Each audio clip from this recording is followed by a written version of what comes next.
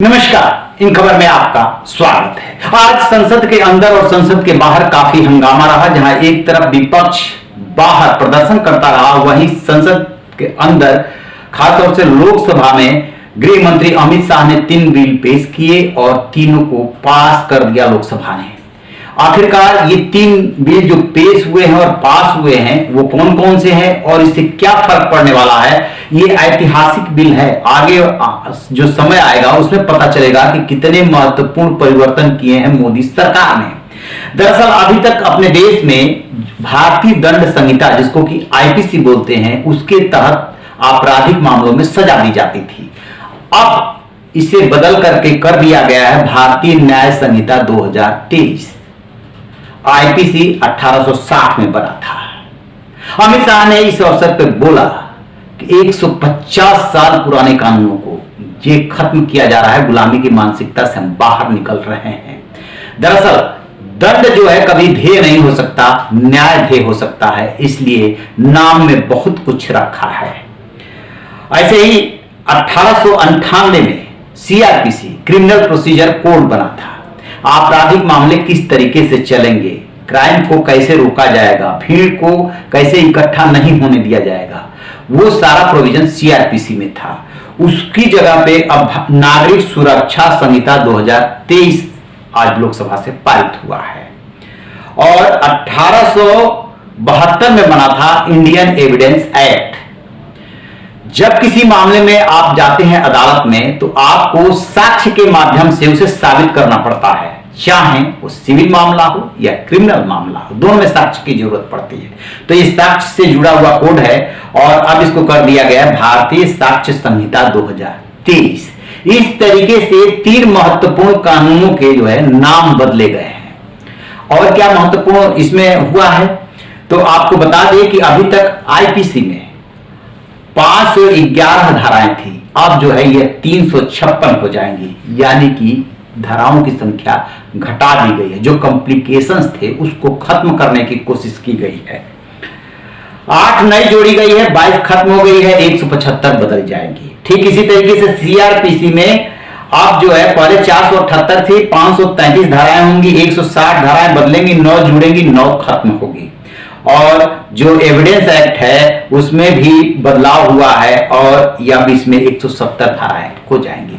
इससे बहुत ज्यादा आम आदमी को मतलब नहीं कि धाराएं कितनी बढ़ी और कितनी घटी, फर्क क्या पड़ने वाला है अब वो सुनिए। ट्रायल कोर्ट को अब हर हाल में 3 साल के अंदर फैसला देना होगा, जो अभी तक इसका कोई लिमिट नहीं था। एक गरीब आदमी कचहरी में कोर्ट में चक्कर लगाते लगाते थक जाता था। तारीख पे तारीख जो लगती थी उसकी समय सीमा बना दी गई है, 3 साल में फैसला देना होगा। इस समय यदि देश की बात करें तो 5 करोड़ केसेज पेंडिंग है और इसमें से 4.4 लगभग 4.5 करोड़ ट्रायल कोर्ट में है।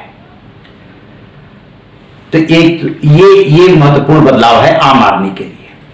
अब जो महत्वपूर्ण धाराएं बदली है, अभी तक आम आदमी से, कम पढ़े लिखे आदमी से, गरीब से भी जो जानता है थोड़ा बहुत उससे पूछेंगे तो मर्डर की धारा उसे 302 याद रहेगी। लेकिन अब ये धारा, मर्डर की धारा 302 नहीं रहेगी, ये बदल करके 101 हो जाएगी। और 302 छिनैती, यानी कोई जबरन किसी से कुछ छीनता है तो वो उसमें अब धारा 302 लगा करेगी। रेप की धारा, ये भी आम आदमी को पता है, 376, अब ये 376 नहीं कहलाएगी, ये धारा 70 बन जाएगी। ठीक इसी तरीके से 420 धोखाधड़ी, ये अब इसकी धारा बदल करके 316 हो जाएगी। अपहरण 362, ये धारा इसकी 135 हो जाएगी। और ठीक इसी तरीके से 144 धारा 187 में तब्दील हो जाएगी।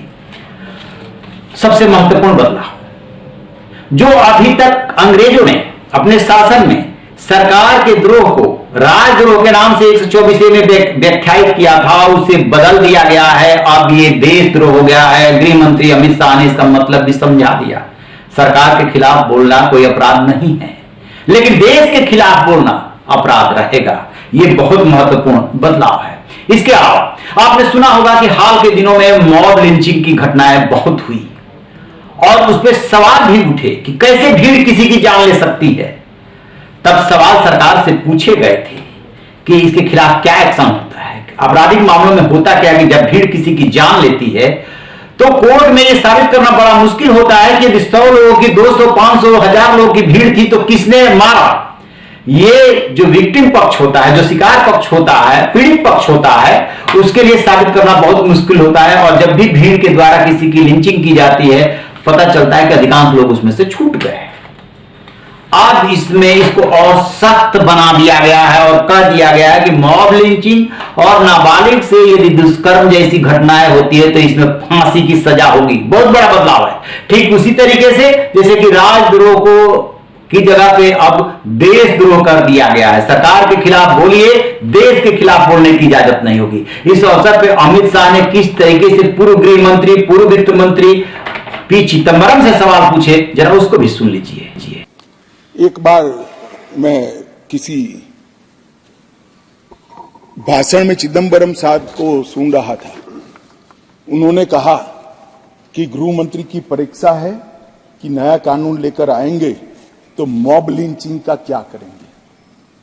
चिदंबरम साहब, ना आप हमारी पार्टी को समझे हो, ना हमारे सिद्धांतों को समझे हो। हमारी पार्टी की केवल एक और एक आइडियोलॉजी है, भारत का उत्कर्ष। एकमात्र आइडियोलॉजी पर Bharatiya Janata party. Mob lynching घृणित अपराध है और उसको हम नए कानून में फांसी की सजा का प्रावधान कर इंक्लूड कर रहे हैं। मगर अब मैं आपको पूछना चाहता हूं, आपने भी इस देश में 70 साल में 58 साल शासन किया है, आपने मॉब लिंचिंग को भला अब तक क्यों नहीं लाए थे? हम तो जब बदलाव किए तब लाए। मॉब लिंचिंग शब्द का उपयोग हमें गाली बोलने के लिए तो खूब किया, मगर जब सत्ता में आए तब भूल गए।